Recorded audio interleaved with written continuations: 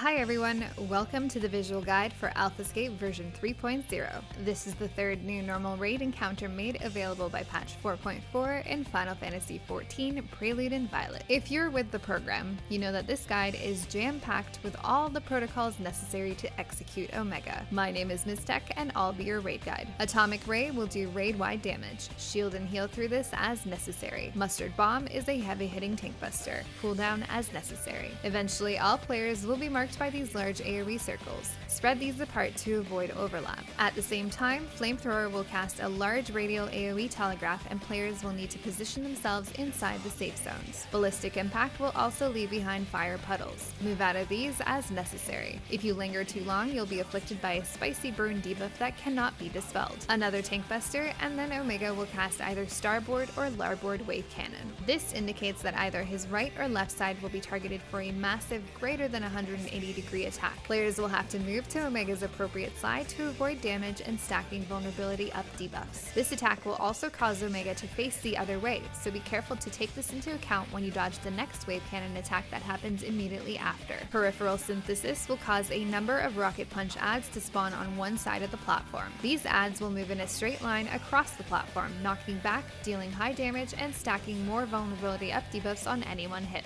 To handle this, players can use their duty action button on these adds to destroy them. Dodge another flamethrower and heal through another atomic ray. Eventually, Omega will cast Program Loop and you'll notice the platform begin to change. Be careful not to touch the green areas in the center or outer edges or you will die. A level checker will then spawn in the center of the room and begin to cast executables. The first will spawn 8 meteor circles around the platform. Each player will also receive a Looper debuff. If this debuff expires without being cleansed, you will lose control of your character and probably die. To cleanse this debuff, players must stand inside a meteor circle. To handle this, we have each player take one of the meteor circles.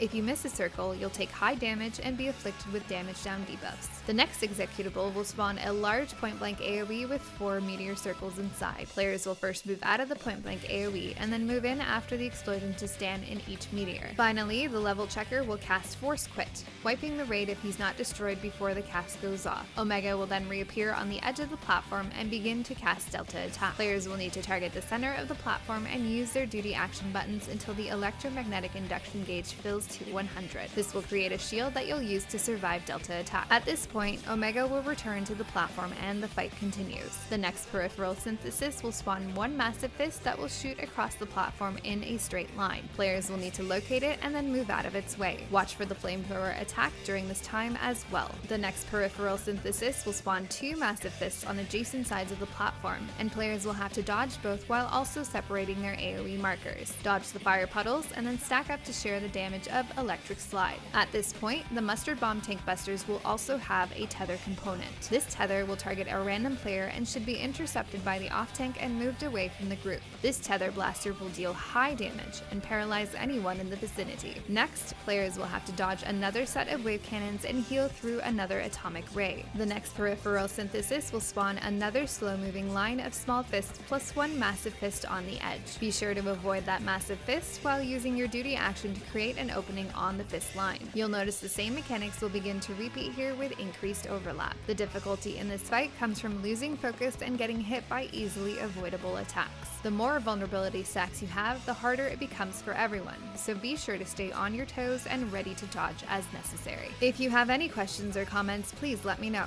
Up next, we'll head into Alphascape version 4.0. As always, thanks for watching. Till next time.